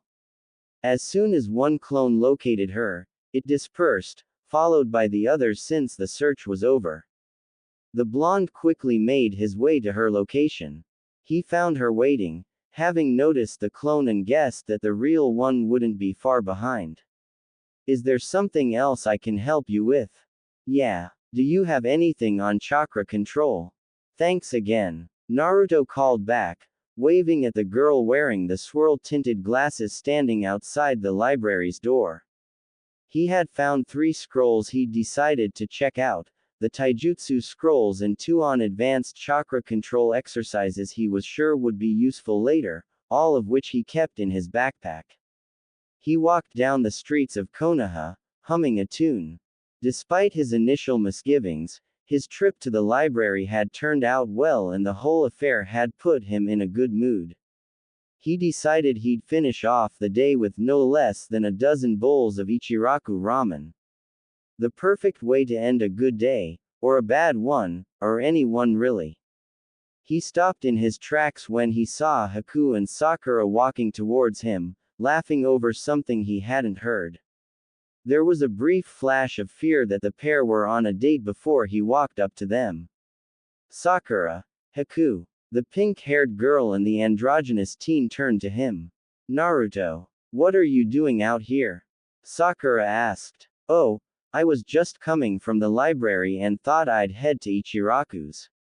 Sakura gave him an incredulous look. The library? You? The one who couldn't even spell chakra properly? Since when did you grow a brain? That hurts, Sakura. Naruto hung his head down, only to look up as he heard her giggle. I'm just kidding. So, I guess all that reading Kakashi-sensei had your clones do is already starting to pay off, huh? So, what were you looking for? Well, Zabuza-sensei said I should look for a fighting style I was interested in, but I found some scrolls on chakra control I thought might help me down the road. Haku nodded approvingly. I'm glad to see you're taking initiative. But enough about me, what are you two doing out here? Don't tell me you're on a date, Sakura. How could you do that to us? Sakura glared at him slightly. Don't be stupid, it's nothing like that. We're just friends. The blonde perked up. Oh, then how about joining me to Ichiraku's, huh? And then how about we do something? Just the two of us? Not a chance, Naruto. Sakura said flatly. Oh, come on. It could be fun and I'll pay for everything. What have you got to lose? How about my dignity? Sakura asked, getting annoyed. Naruto, get it through your head that I'm not going to date you. Ever. Not if you were the last male in the village. She then sighed and placed a hand on her face, not paying attention to the blonde's hurt expression. I was having a good time, and you've ruined it, as usual. Just go, okay. Haku looked shocked at the pink-haired girl as Naruto's face fell and he walked off dejectedly. Sorry. Haku's gaze went back and forth between his temporary charge and the retreating figure of the Jinchuriki before turning to Sakura with a frown. Sakura, have you always treated him that way? Huh? Sakura turned to him before she shrugged. Yeah, why? Why would you treat him like that? Did you see how much you hurt him? Sakura made a surprised sound before saying. Well, he's annoying. He's always gotten on my last nerves with almost everything he does. He's loud and obnoxious, and on top of that he's got this crush on me and he never leaves me alone about it. Quote, and that's reason enough to treat your teammate in such a manner. The ice user asked and Sakura seemed to consider his words. The teen sighed after a moment. Sakura, have you noticed how everyone looks at him? How much hatred he has directed at him by the people of this village? Sakura blinked. Well, recently yeah, but it's probably something he brought upon himself with all his stupid pranks. She said, though she secretly enjoyed the pranks and her inner self voiced that. Sakura, do you honestly think he could have pranked everyone in Konoha to the point that they'd all glare at him like that? Haku asked, causing the pink-haired kunoichi to think about it for a moment.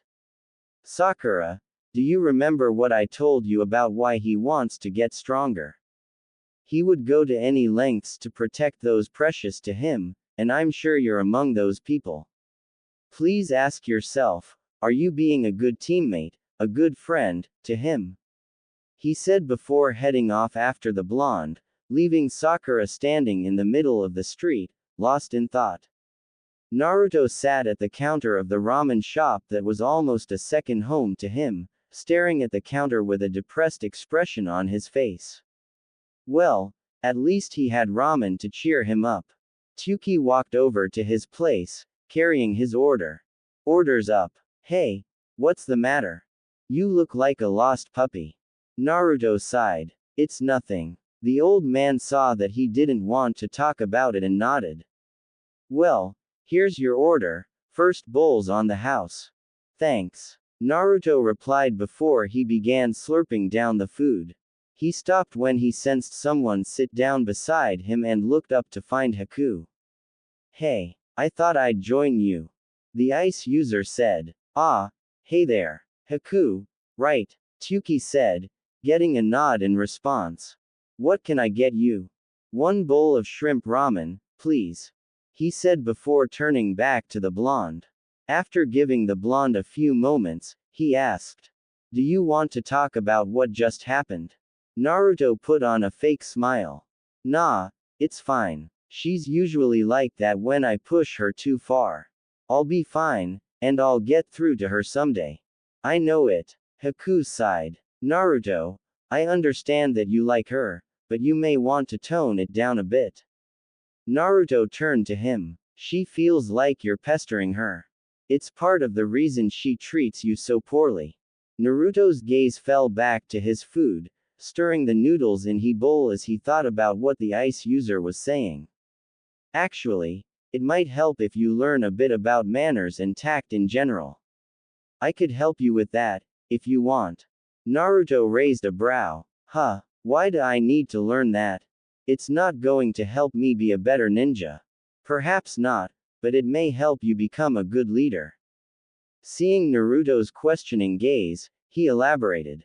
I've noticed that you don't treat most people with much esteem. While ignoring formalities and social standing is fine in some situations, such as with friends or people who don't care about such things, there are cases where showing the proper respect is necessary, and from what I've seen, you wouldn't bother with it even in those cases, and aspects of your behavior, mainly your manners and tendency to announce your presence and show off, are not only trying but in the latter cases unbecoming of a ninja.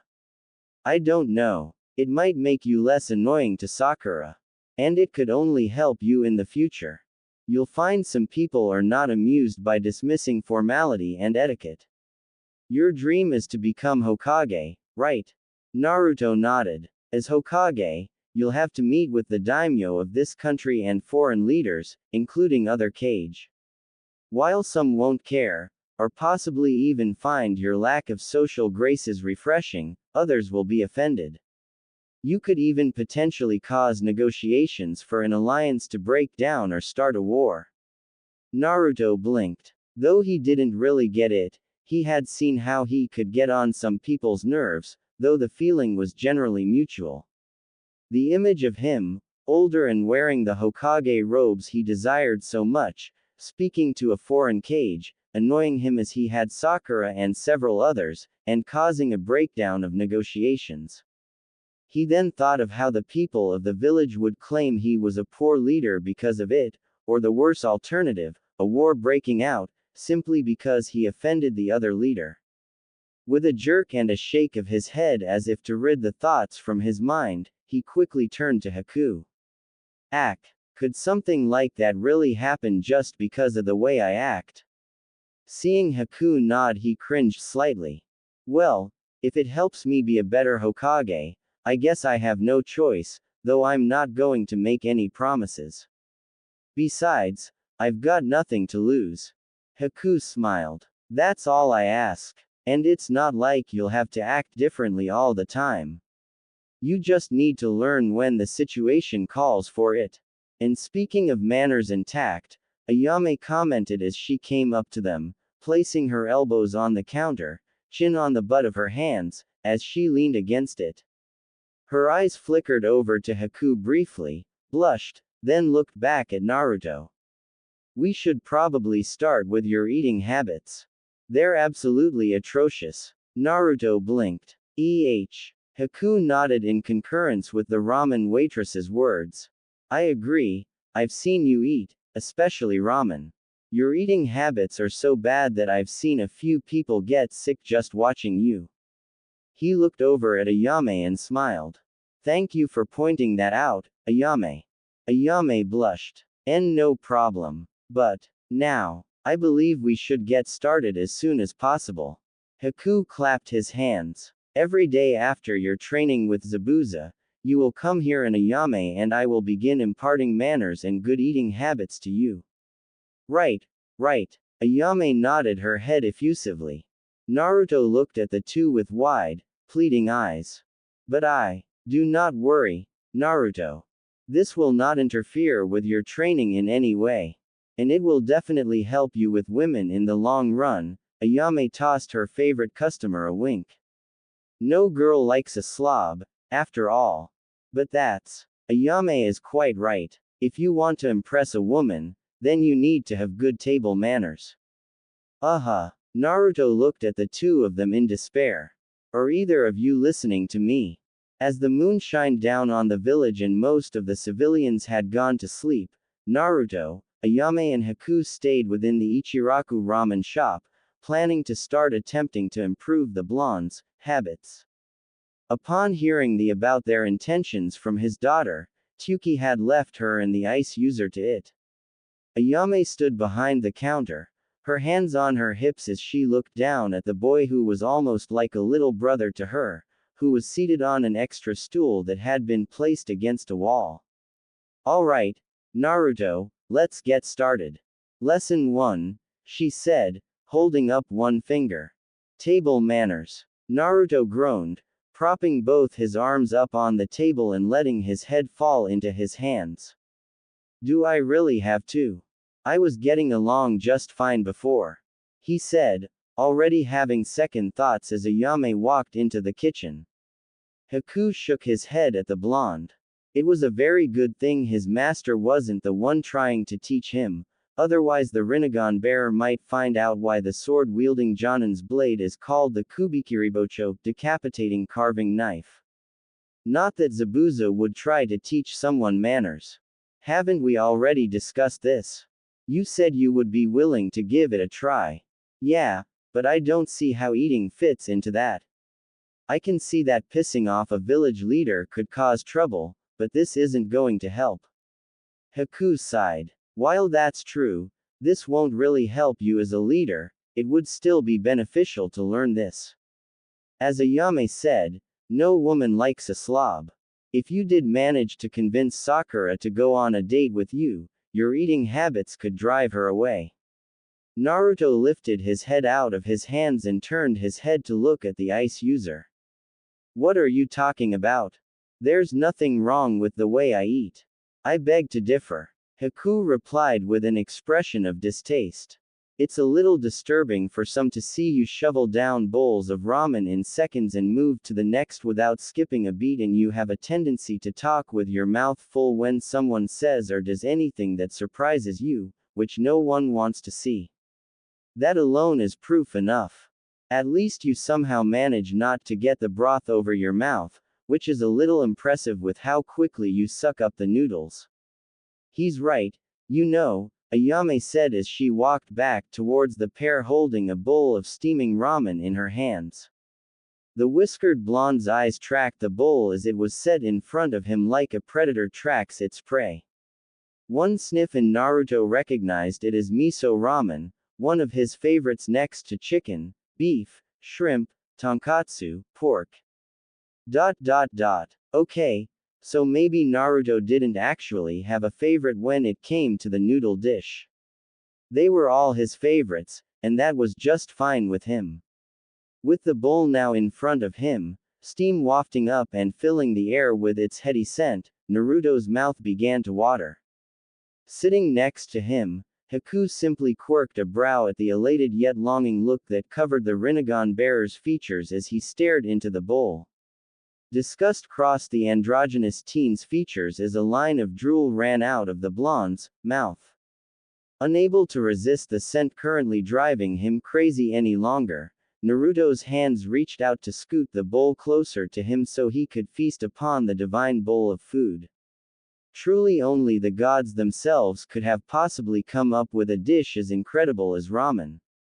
Closer and closer his hands inched, his fingers twitching in anticipation as he made to grab the bowl. Ouch! Only to get his hand smacked with a ladle the moment he reached the bowl by Ayame. Not so fast, she told him, holding her ladle like it was some kind of weapon and shaking it back and forth threateningly.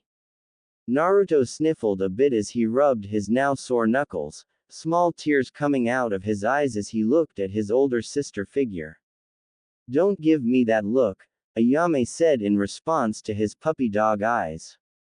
It's not going to work on me, You should just be grateful that we've decided you learning how to use proper table manners was a good enough cause to let you use ramen to practice with.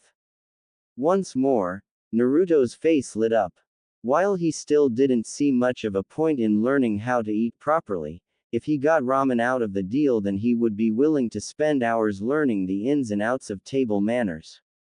This was definitely his kind of studying. But, Ayame began again, and this time a feeling of intense foreboding fell over the blonde, casting a chill over the normally warm and comfortable inn. The air felt cold, colder even when he had been surrounded by Haku's ice mirrors. Darkness seemed to engulf the area as the girl gave him a glacial cold smile that when combined with the chips of ice that had taken the place of her eyes presented a truly horrifying sight. It was during this moment that Naruto found true terror. Zabuza who? If I even think that you're screwing up on purpose to take advantage of our hospitality, I'm going to charge you double for every bowl you eat tonight. Understand? Obvious horror spread across the blonde's features at the waitress's threat. He may have been willing to pay any price for the divine dish he coveted so, but he was well aware how deeply this would put him in debt to the Ichirakus. Meaning he'd have to go without the meal until he managed to repay them. Not to mention that his precious frog wallet, which he affectionately called Gamma, would once again be completely empty for quite some time. He could see it in his mind's eye, lying on the ground completely flat, so light that even a slight breeze would blow it away. He nodded frantically and instantly, the cold, ominous aura vanished completely, replaced by the shop's normal comforting atmosphere as the darkness receded and the ramen chef smiled brightly. Wonderful. Now let's get started. Haku closed his eyes and began to explain. First should be obvious, don't talk with your mouth full. When you do so, your speech is muffled, people can see the food in your mouth, and there's a chance that flecks of food will come out of your mouth. None of which is particularly appealing, especially when one is trying to eat. Swallow first before speaking. Thinking about it, Naruto had to agree that he didn't like the sound of any of that. Okay. That's not so hard. Second is posture. Don't slouch when you're eating. Haku said before pointing to the wall Naruto was against. Sit up with your back straight against the wall. Naruto did so. Good. Now, try to stay like that and eat more slowly. Your stomach and your wallet will probably thank you, and remember not to talk with your mouth full. An hour later, Naruto swallowed a mouthful of ramen. The ice user seated next to him nodded in approval. Much better, and you didn't open your mouth when we surprised you. Although there was one time when he choked slightly. Naruto turned to him, smiling as he rubbed the back of his head sheepishly. Well, I thought that if Ayame and the old man were offering free ramen, I should at least do my best to get this. Though that was part of it, he neglected to mention that he was also afraid for his wallet. He was aware how much he spent on ramen, he did not want to pay double. Yeah, but, Ayame said slowly, turning to look at the sink. In it were 25 dirty bowls that once held ramen. The only reason there weren't more empty bowls was because he had to stop for their instructions. With a sigh, she turned back to Naruto, raising a hand to her face as she calculated the amount of money they lost in this endeavor and would stand to lose during future lessons. She did not like the answer. Still, if it was for her younger brother figure, she'd do it. Besides, if Naruto still ate like that, they'd make the money back in due time. Sorry Naruto, but for now, lesson's over. That's all right. I made good progress, right? Naruto asked. Haku nodded before turning to the waitress sympathetically, aware of how much this was going to cost them. Are you sure you don't want us to pay? Not even for half of that. Ayame gave him a grateful look as she answered. It's all right. Trust me, Naruto will make up for it in the future. Naruto grinned and said energetically, you better believe it.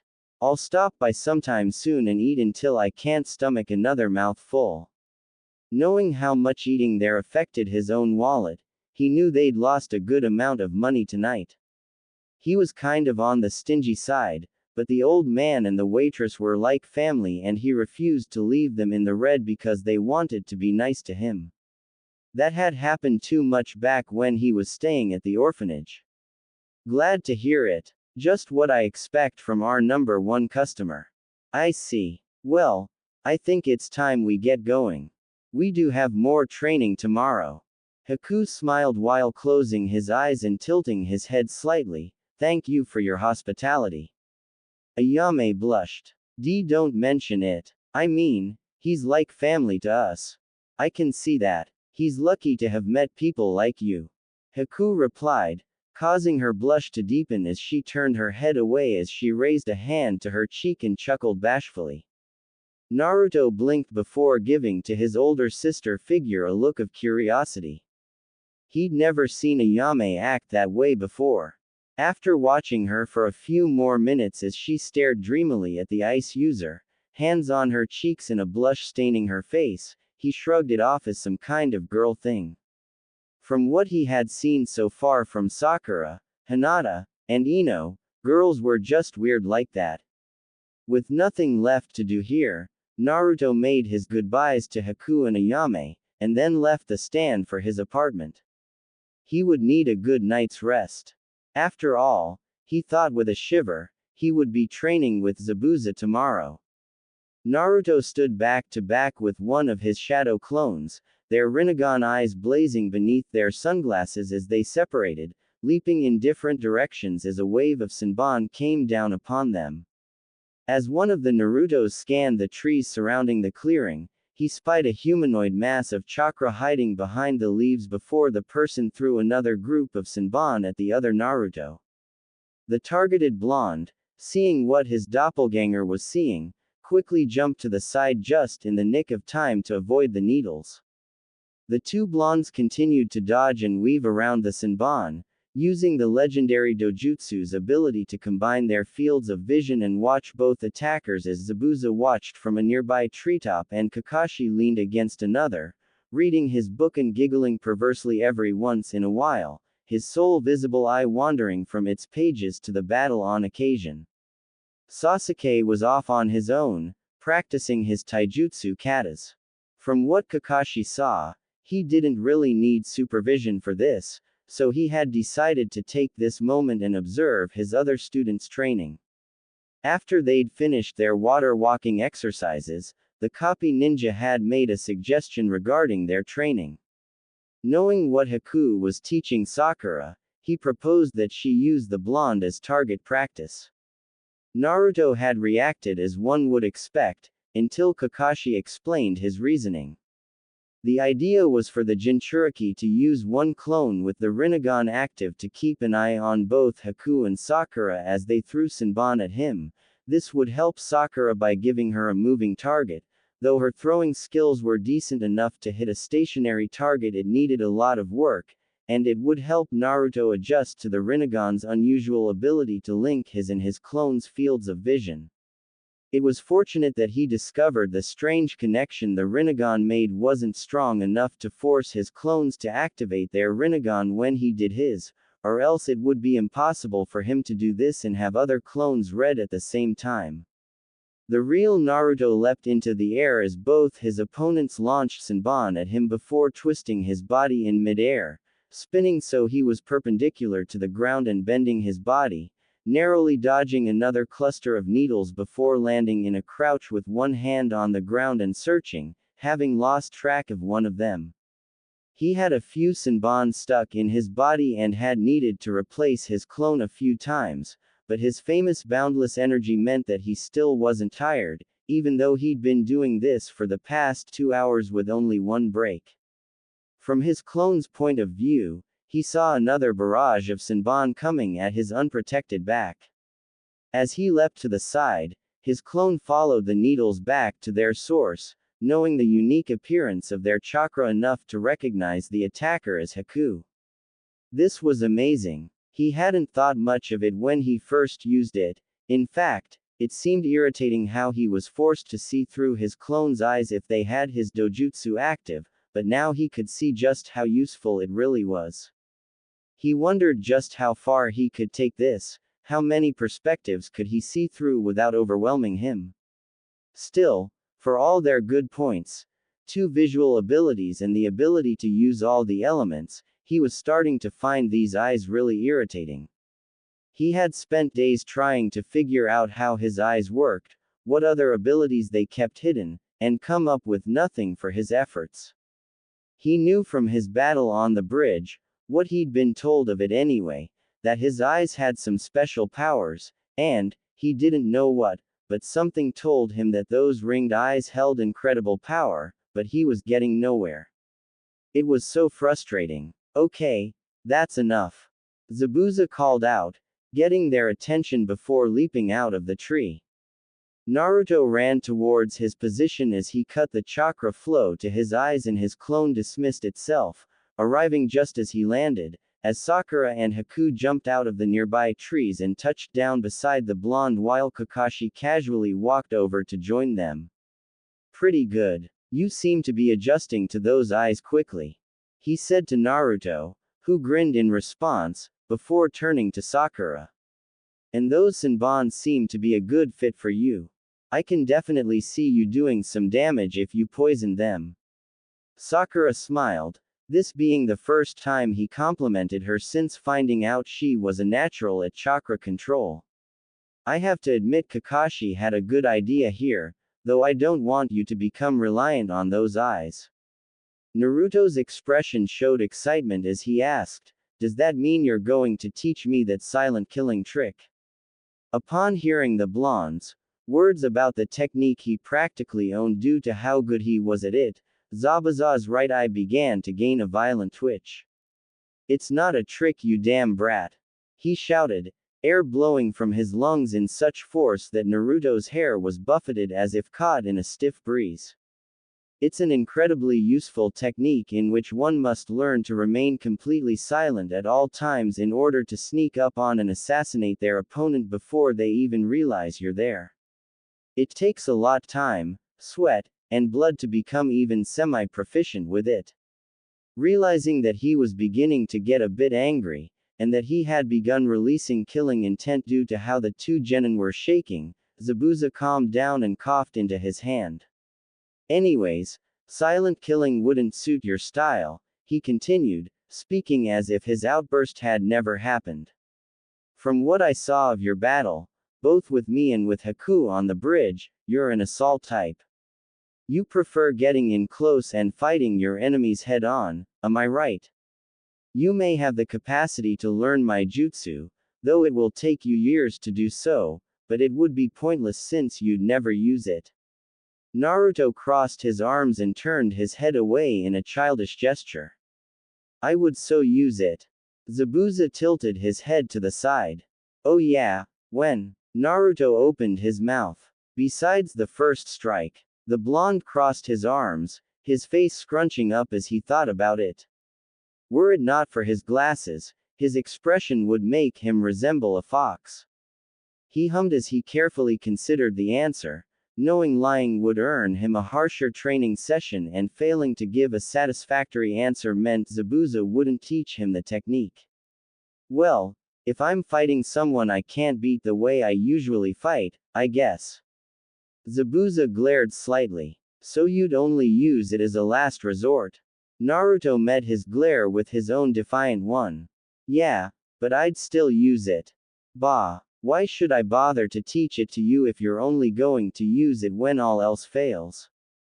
You just want to learn it because you want to learn anything you think is awe-inspiring. Seeing Naruto was obviously about to continue the argument, Kakashi fixed his gaze on his student and spoke up. Naruto, Zabuza's right. He gave the Sharingan wielder a shocked look. Silent killing is not meant to be used that way. Even if it was, as Zabuza said, it takes many years to get it right. Do you really want to spend that much time on a technique you'll almost never use when it could be better spent learning jutsu or something you'll actually make use of? The Rinnegan bearer calmed down, seeing his sensei's point. Looking slightly disappointed, he turned to the other Jonin. Well, are you at least going to teach me some stealth tricks? Zabuza scoffed. Do you need to ask? Stealth is an integral part of being a ninja. And stop calling them tricks. He then turned to Kakashi, who stood off to the side reading his book. Hey, is it alright to leave your student unsupervised? The copy ninja shrugged without looking up from his book. He usually spends most of his free time training anyway. He's practicing katas and he's pretty much got them down, he doesn't need me looming over him at the moment. He said, casually flipping a page. In a while, I'll spar with him for a while using the taijutsu style of an acquaintance of mine. Help him adjust to facing different combat styles. Actually, the man was one of his best remaining friends, but he'd never admit that to anyone. Zabuza nodded before turning to Haku. That reminds me, what do you plan to do with the girl for the rest of the day? Well, I had intended to get started on her physical conditioning today. Sakura took on a slightly apprehensive look at that. And afterwards, I'll let her cool down by showing her some herbs I found growing just outside the village. I thought I might test her knowledge of plants and their uses. Based on what she told me, she's a quick study. Oh, you mean like that time we met in the forest? Naruto asked. Exactly. Huh, what are you two talking about? Sakura raised a brow. Kakashi, also curious, raised his eyes out of his book. That's right. We never told you, did we? Haku and I first met when he was looking for herbs to help Zabuza-sensei. I'd passed out from training and he woke me up. Naruto explained with a grin before turning to Haku. I didn't know before then that plants could be used for medicine. I wonder if any of the plants I keep have any healing properties. Sakura blinked and stared at Naruto.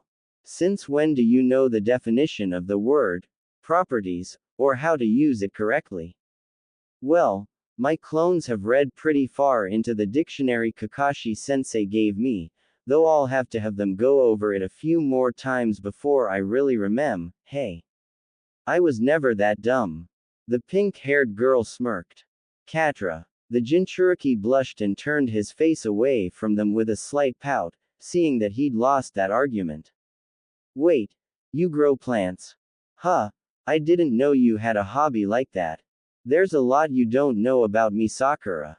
Naruto said with a slight smirk, although it didn't reach his eyes, revealing it to be fake. His last statement reminded him that neither of his teammates knew of his Jinchuriki status, and he wasn't looking forward to them inevitably finding out. Since the day they officially became a team, he had thought about the day his biggest secret was revealed to them, and how they'd react. The thought of them looking at him the same way the villagers did, he resisted the urge to cringe and decided to change the subject. Have you seen the local flower shop? He asked Haku. Haku shook his head and Sakura spoke up. Oh yeah, Yamanaka Flowers.